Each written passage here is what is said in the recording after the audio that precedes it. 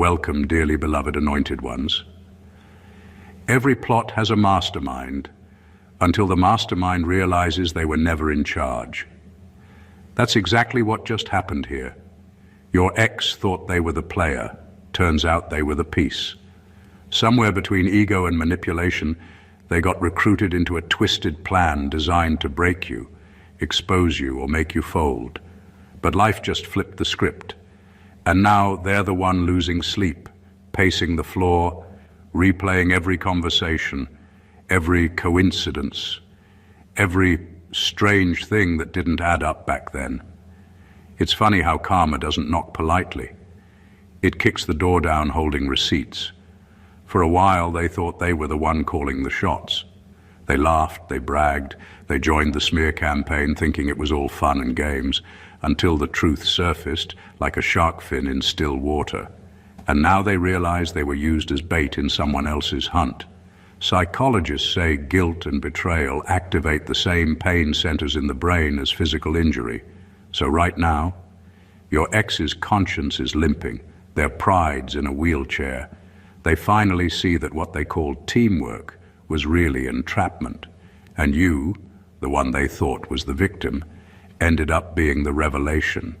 Because when a chosen one walks away, the illusion collapses, and suddenly everyone sees who was truly pulling the strings. So sit back, because this story isn't just about revenge or regret. It's about revelation.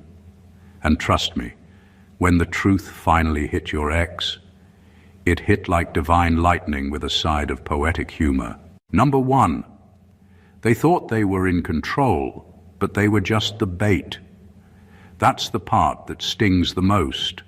Realizing they weren't the one holding the power, they were being used by it.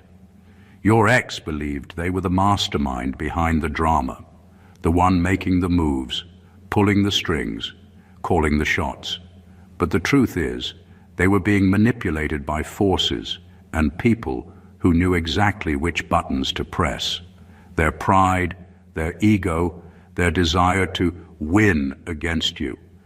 That's what made them the perfect pawn in a game they never understood. They thought they were punishing you, but they were really performing for an audience they didn't even see. Someone or something saw their weaknesses long before you did. The jealousy, the insecurity, the need for validation. Those weren't just emotional flaws, they were openings. And through those openings, the enemy walked right in. Suddenly, your ex was saying things, doing things, and believing things that weren't entirely their own thoughts. They were being fed a script, and they played it with conviction. They didn't realize how much spiritual warfare hides inside ordinary relationships. How a person can become a vessel for energy that wants to destroy light, peace, and divine order. When they tried to hurt you, they thought it was just emotional revenge. But what they were really doing was channeling an energy that wanted to see your faith broken, your focus scattered, your confidence shattered. That's why everything they did seemed so personal, because it was never just about you. It was about silencing what you carried. Now that the truth has surfaced, it's hitting them in waves. They see the manipulation for what it was. They're starting to connect the dots, the sudden influence from certain people, the strange timing of events, the way they were encouraged to act out against you like it was some kind of mission. They're realizing they were used as a vessel to attack someone who was actually sent to help them heal. That's a brutal awakening, and now they're left with the fallout. No validation, no allies, just the echo of their own actions. Because once the puppet realizes the strings were real, it's too late. The show's already over, and the audience has moved on. Number two, they helped build the trap and then fell right into it. It's wild how people think they can plot against someone who's divinely protected and still come out clean. Your ex teamed up with the wrong crowd, people who hated you, envied you, or just couldn't stand your light. They thought they were aligning with power, with influence, with people who understood them better than you ever did. But what they were really doing was digging a pit they'd eventually tumble into head first. And now they're sitting in the very chaos they once tried to create for you. At first, it all looked like control. They were confident, smug, convinced they had figured you out. They whispered, exaggerated, lied, and plotted, all to make sure you were the one exposed, humiliated, or dismissed. But the universe doesn't work that way. The same energy you throw out always circles back, and this time it came back swinging hard. Every little trick they used against you started to backfire one by one. The people they teamed up with turned on them. The fake allies who encouraged their betrayal started gossiping about them too. The trap became a revolving door of embarrassment. What they didn't understand is that spiritual integrity always protects itself. You didn't have to lift a finger. You didn't have to clap back or seek revenge. The energy did the job for you. Because when someone attacks what's pure, they automatically trigger their own undoing. They thought they were exposing your flaws, but all they really did was reveal their own darkness. Every secret move, every lie, every attempt to make you look small became a spotlight on who they truly were. Now they're sitting in silence, realizing how easily they were manipulated. They see how those same people who hyped them up when they were against you have now vanished. Nobody's backing them up. Nobody's defending them. The same voices that once cheered for their betrayal are now laughing at their downfall. That's the part that hurts the most, the betrayal within the betrayal. They helped build the trap, thinking they were building power. But now that the mask has fallen off, they finally see it for what it was, a setup disguised as a plan. And the only person left in the ruins is the one who thought they'd never fall. Number 3, their fury isn't remorse, it's realization. They're not angry because they miss you. They're angry because they finally see the full picture, and it's eating them alive. For so long, they believed they were in control of the story. They thought you were the naive one, the emotional one, the one who would never recover. But now that the truth has surfaced, they realized they weren't the mastermind. They were the puppet. They were manipulated, played, and used as a tool to destroy someone who was only ever genuine with them. That's not an easy truth to live with. The anger they feel now isn't sadness, it's shock. Their pride is shattered because they see how blind they were. They were convinced that turning on you was a power move. They thought they were choosing freedom, independence, or even justice. But now they understand that they were being fed lies and half-truths by people who wanted to see you both divided. And in trying to hurt you, they became the very weapon that wounded themselves. That's a hard mirror to face, knowing the biggest enemy in the story wasn't you. It was the version of themselves that believed the manipulation. You've probably noticed how people like that rarely apologize right away. It's not because they don't know they were wrong. It's because their ego can't handle the humiliation. They don't know how to deal with the fact that you, the person they tried to break, ended up being the only one who saw everything clearly from the start. That truth burns. It keeps them up at night. It makes them defensive, angry, and desperate to rewrite history so they don't have to face the fact that they were a pawn. Their rage is the mask covering their shame. Deep down, they know they played themselves. They realize that the love, patience, and loyalty you gave them was real, and that they traded it for illusions and approval that meant nothing. They're mad because the story didn't end the way they imagined. You healed. You rose. You turned pain into purpose. Meanwhile, they're stuck in a loop of regret, trying to cope with the fact that they destroyed something pure, not because they wanted to, but because they were too blind to see they were being used all along. Number 4, the spiritual contract has expired, and they can feel it deep in their bones. For a long time, your connection wasn't just emotional, it was energetic. They were drawing from your peace, your patience, your light. Every time they came around you, even when they were pretending not to care, they were absorbing your calm and stability. You were their silent source of balance in a life full of chaos. But when that divine link got severed, everything they were borrowing from you vanished. And now their spirit is reacting like someone going through withdrawal. That's why they can't sit still. That's why sleep feels foreign and peace feels impossible. When a chosen one detaches, it's not like a breakup. It's a spiritual eviction. You removed access to a frequency they didn't even realize they were depending on. The truth is, they weren't in love with you as much as they were addicted to your energy. They mistook divine nourishment for control. They thought they could mock, drain, and disrespect you while still feeding off your light. But the moment God said, "That connection is over," the spiritual umbilical cord was cut, and they were left gasping for the same energy they once took for granted. They don't understand why nothing feels right anymore. The things that used to excite them now feel dull. The distractions that once filled their emptiness don't hit the same. They feel drained, but it's not from you. It's from the absence of you.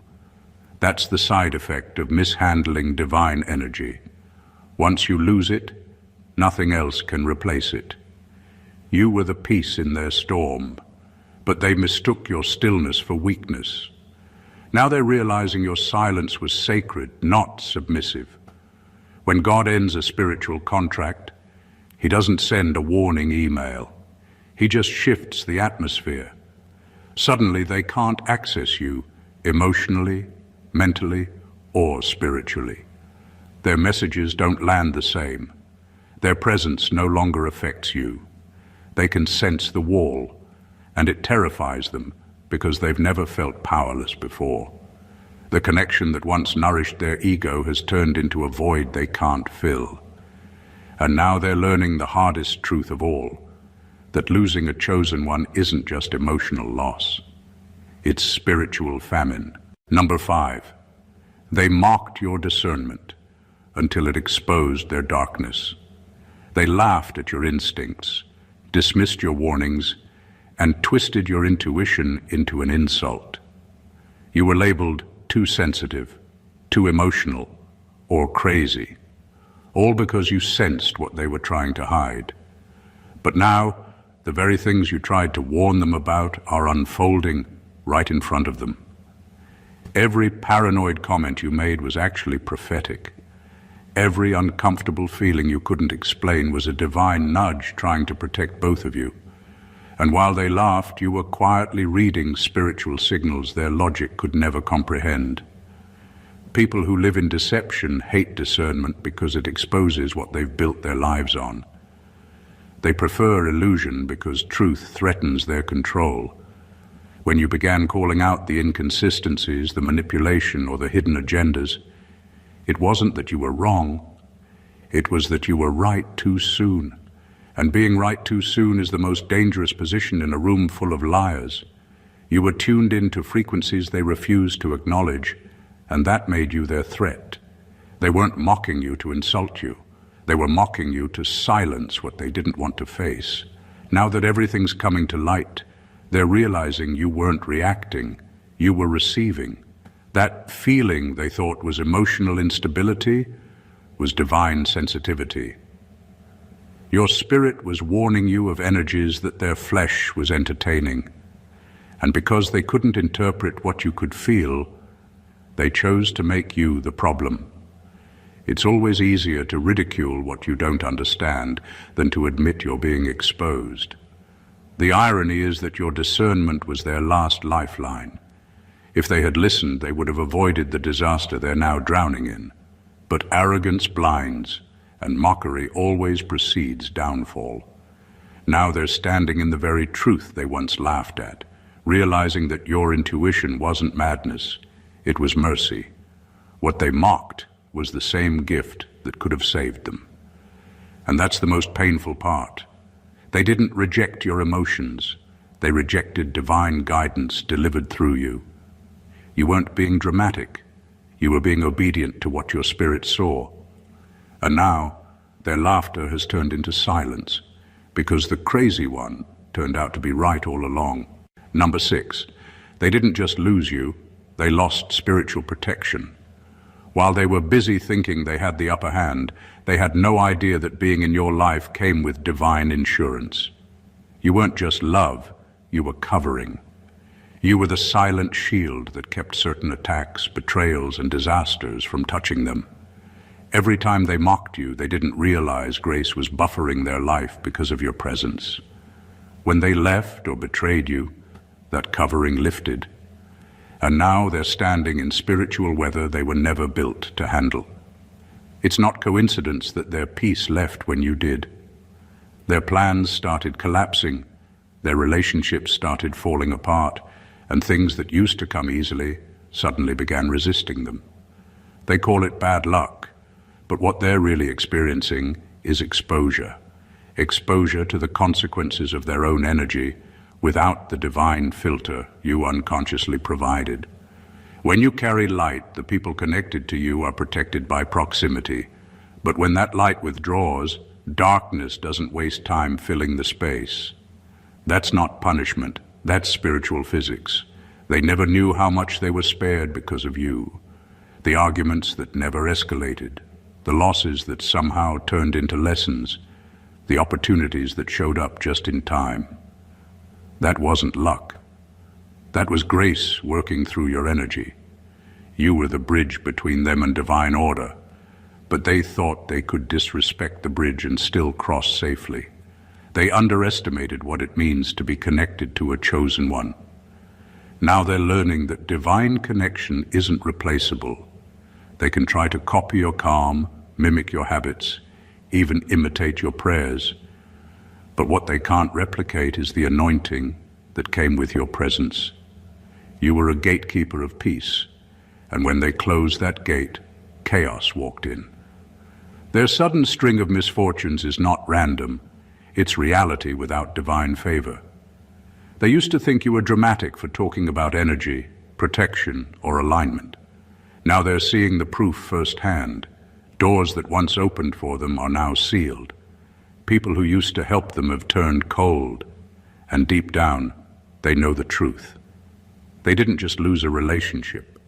They lost access to a covering that was never theirs to begin with. Number 7, the people who used them are now afraid of them. The same crowd that once pulled their strings is suddenly walking on eggshells, praying they stay quiet. They never expected your ex to wake up. They thought they had them completely under control, loyal, blinded, and too proud to ever admit they were manipulated. But awakening changes everything.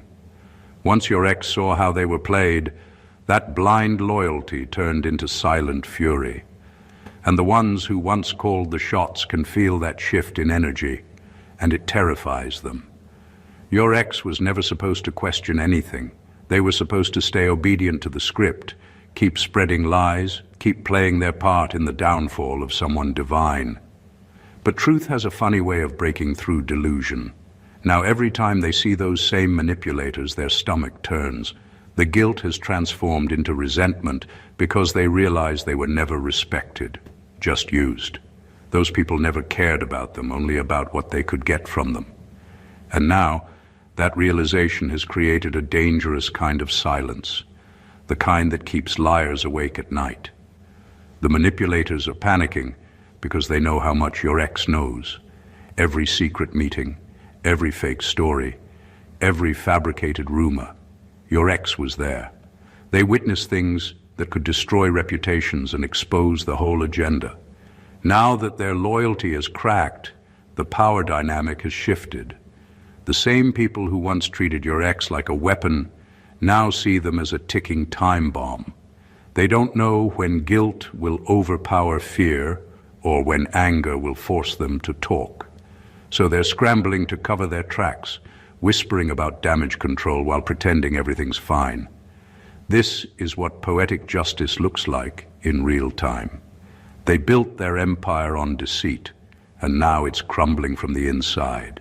Your ex has become the reflection they can't manipulate anymore, a reminder of their own corruption.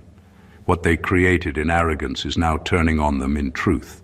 And though your ex was once the pawn, they now hold the most dangerous position of all, the one who knows everything and has nothing left to lose. Number 8, they realized you were the test they failed. It wasn't just a relationship. It was a divine setup to reveal their true character. You were sent into their life as a mirror, not a mistake. Everything about your presence was meant to awaken something higher in them. Honesty, humility, compassion, accountability. But instead of rising to meet that frequency, they chose ego, manipulation, and pride. You didn't come to destroy them, you came to develop them. Yet their inability to recognize the sacred in you became the very reason they fell. Every chosen one carries an atmosphere of elevation. Being close to you forces people to confront their shadows. You didn't have to preach or lecture. Your energy alone exposed their intentions. It showed them where they were fake, selfish, or spiritually asleep. That's why they felt both drawn to you and triggered by you. Part of them wanted your light. Another part hated the reflection it cast on their darkness. When they failed to handle that duality, they turned against you, not realizing they were only fighting the part of themselves that didn't want to grow. Now life has put them in replay mode. The same kind of betrayals they inflicted on you are now happening to them. The same disrespect they dished out is returning from unexpected places. That's not karma being cruel. That's God teaching through repetition. When a person fails a spiritual test, the universe doesn't punish them. It gives them endless retakes until they understand the lesson. But the painful part is every retake comes with heavier consequences. They thought losing you was just losing a person, but it was really losing their promotion in spirit.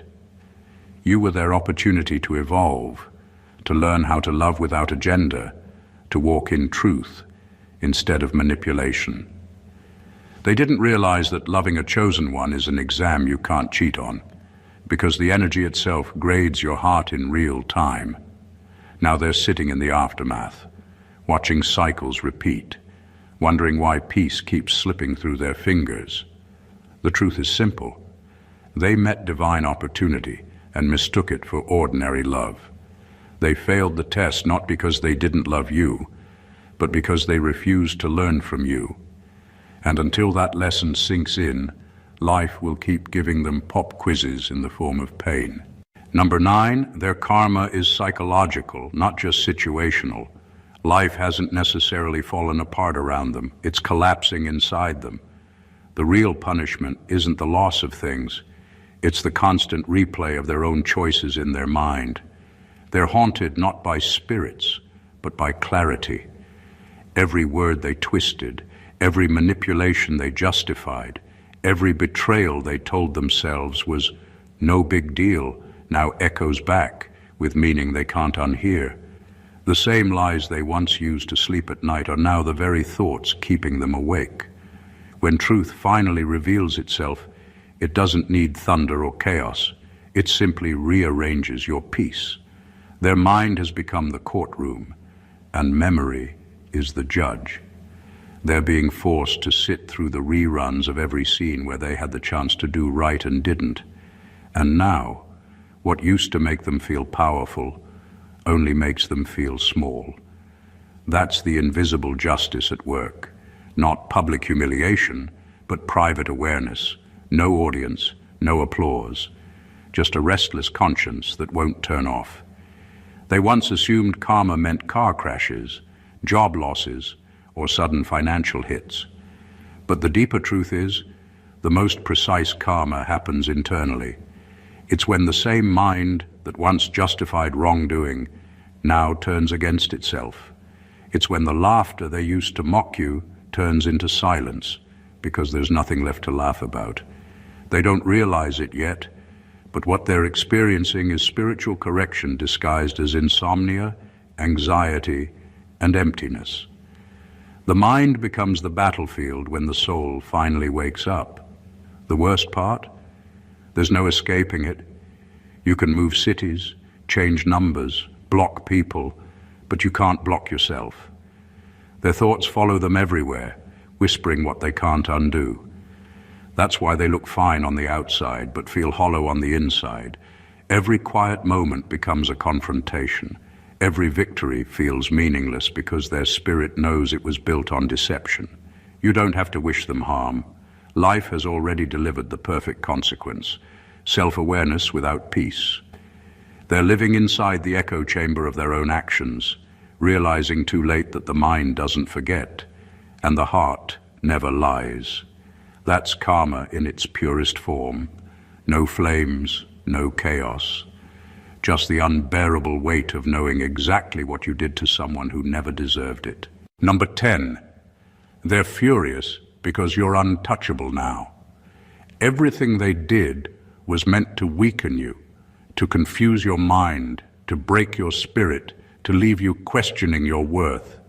But instead of falling apart, you became something stronger than they ever imagined. You faced every emotional storm they sent your way and came out purified, not poisoned. And that's what eats at them. They didn't just fail to destroy you, they accidentally helped shape your transformation. Your healing rewrote the story they tried to control, and now they're stuck watching the version of you that no longer needs their validation or approval. They're angry because they can't access you the same way anymore. They used to know exactly which words could trigger you, what buttons to press and what silence to weaponize. But now none of their tactics work. You've detached emotionally and spiritually, and their manipulation bounces off you like a dull blade. It's infuriating for them because their power depended entirely on your reaction. They were never strong. You were just empathetic. Once you stopped feeding the connection with energy and attention, they lost the illusion of control. You've become a mirror they can't distort. Every time they look at you, they see their own failure reflected back. You embody everything they tried to convince you you'd never become: confident, peaceful, stable, and self-assured. You've healed to a level where their existence no longer registers as a threat, and that's the kind of peace they can't sabotage. It drives them mad that they're still talking about you, still obsessing over your moves, while you're somewhere minding your purpose, untouched by their noise. What they don't understand is that you had to walk through your breaking point to become unbreakable. You didn't build your strength out of revenge. You built it out of survival. And now your calmness is their chaos. Your silence is louder than their insults. The same person they once pitied or underestimated has turned into living proof that divine resilience exists. They can't gaslight a mind anchored in truth or manipulate a soul aligned with God. So yes, they're furious, not because you hurt them, but because you healed beyond their reach. You were supposed to be the downfall they bragged about. Instead, you became the testimony they can't stop thinking about. Number 11. They saw how God defended you, and it terrified them.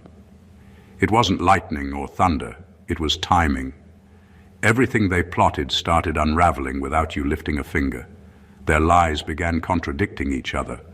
Their alliances fell apart.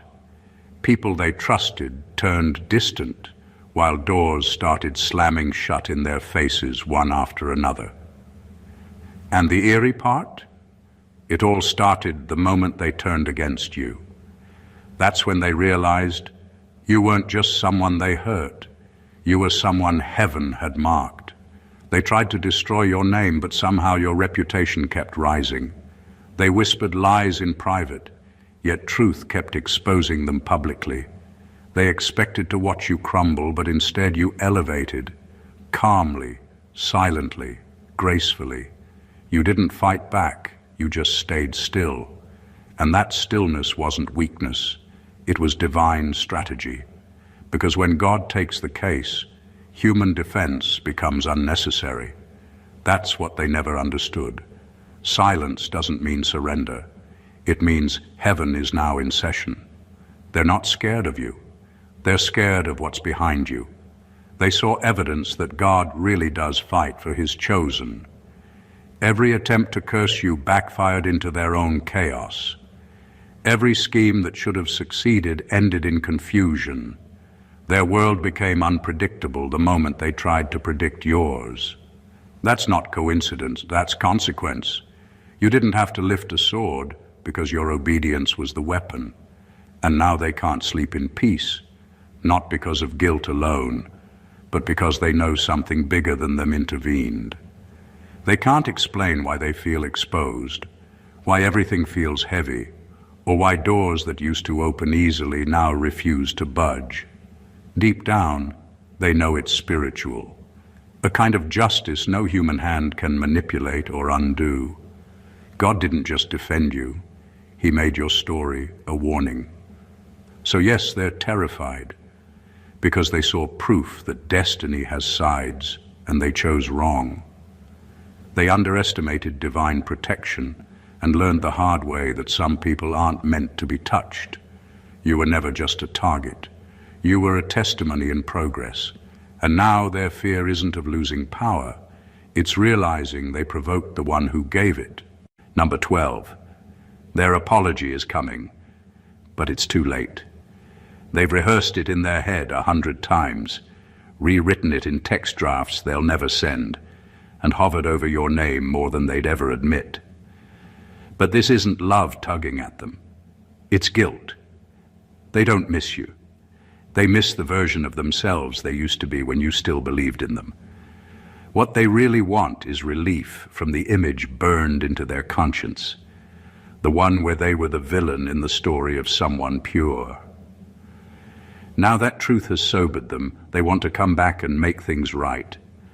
But the energy has shifted. You're not standing where they left you. They still speak your name as if it holds access, but spiritually, the connection has expired. You're not angry anymore. And that's what unsettles them most. They can handle your rage. It meant you still cared. But indifference? That's a level of peace they can't compete with. The apology they're preparing isn't about healing. It's about rewriting history. They want to sanitize the narrative, to make themselves look a little less cruel and you a little more naive, because that's easier to live with.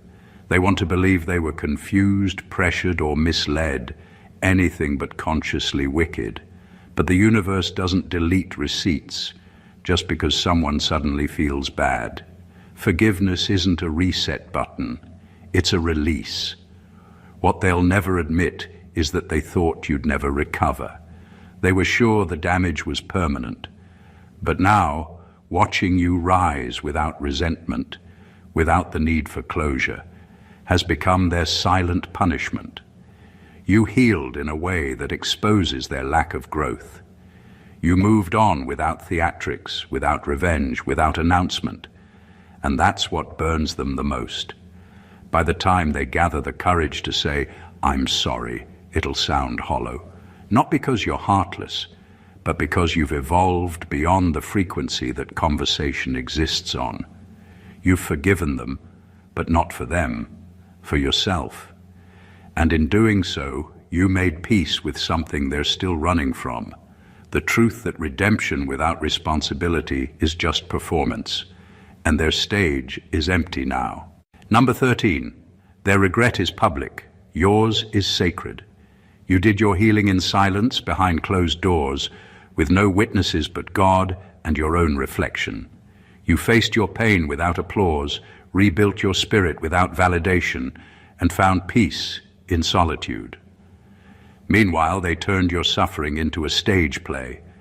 They wanted everyone to see you broken, confused, and defeated. They wanted to be praised for moving on while you were still bleeding. But divine timing has a way of flipping scripts in a way no audience ever expects.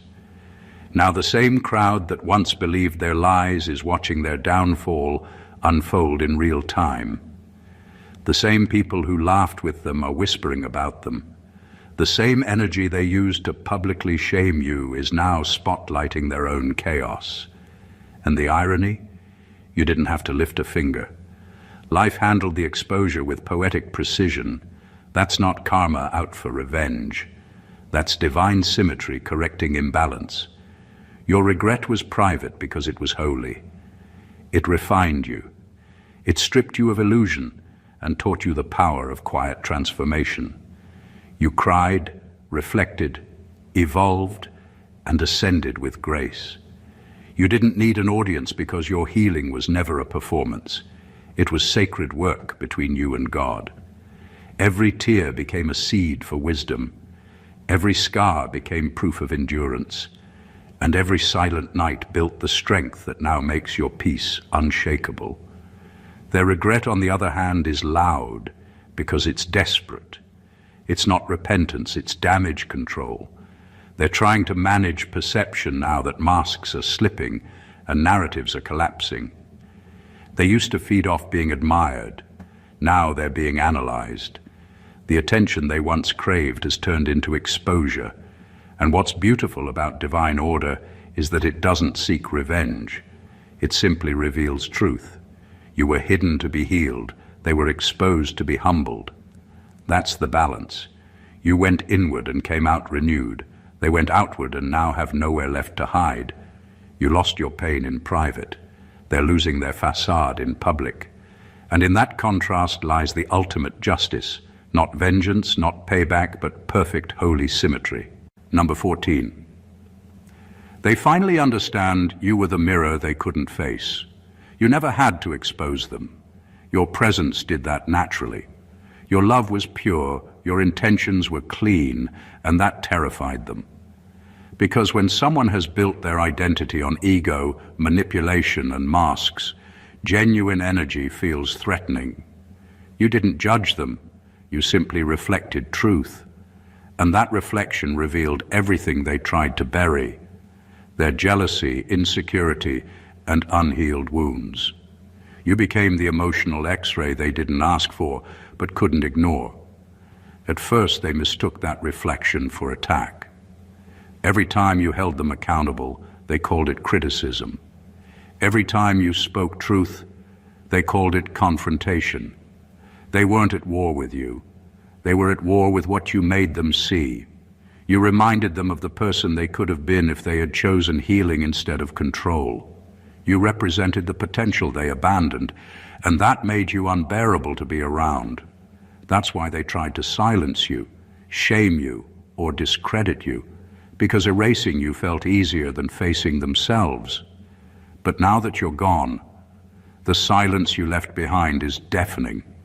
There's no distraction, no scapegoat, no one left to blame. All that's left is the mirror, and it's still reflecting. They finally see that you weren't their enemy. You were their opportunity. You were the one person who loved them past their facade, who saw the soul beneath the dysfunction and still chose to believe they could rise above it. That kind of love doesn't come twice in a lifetime. They thought it was ordinary, but now they know it was divine. And that's what haunts them. Not your absence, but what your presence revealed. They finally understand that losing you wasn't just losing a partner. It was losing their reflection of truth, their last chance to evolve. When a chosen one exits, illusions collapse. Masks stop fitting. Their world doesn't feel stable anymore because you were the light that kept it from crumbling. Now that you're gone, they see everything clearly. But clarity without redemption is torment. Their punishment isn't your revenge, it's their realization. You were never the threat. You were the truth. And now, they'll spend a lifetime wishing they hadn't destroyed the only mirror that ever showed them who they really were. In the end, everything came full circle, just as it was meant to. Every betrayal that once felt like chaos was actually divine choreography. What looked like loss was really liberation in disguise. They thought they were orchestrating your downfall, but heaven was using their deception to build your discernment. You weren't broken, you were being rebuilt. You weren't rejected, you were being redirected. And now, as truth continues to surface, everyone who played a role in your pain is learning that God doesn't lose cases. He only takes his time. Your ex is now standing in the ruins of the illusion they helped create. The same hands that threw stones are now trembling with remorse. The same tongue that mocked your faith is now whispering your name in guilt. They finally understand that you weren't just another person. You were a divine assignment. They mishandled a chosen one, and that carries consequences words can't reverse. Every plot, every smear, every act of manipulation has ricocheted back, not as punishment, but as revelation. They're realizing that what they destroyed was never disposable. It was sacred. And you've risen from the ashes, not bitter, not vengeful, but wiser. Your silence became power, your healing became armor, and your peace became proof that divine justice doesn't always need witnesses. It just needs patience. You've become living evidence that when God defends his own, he doesn't just restore what was lost, he upgrades it. You now carry a peace they can't imitate, a glow they can't access, and a grace that exposes their guilt without you saying a word. So let them wrestle with regret. Let them face the reflection they once ran from, because what they now call karma is really clarity, and it's the one thing they can't escape. You've moved beyond their storyline. You've become the closure they'll never find. If this message spoke to your spirit, make sure you subscribe to the channel, like this video, and share it with someone who needs this reminder. Drop a comment below if you're walking in your peace after the storm, because your story is proof that divine justice isn't delayed. It's perfectly timed. God bless you.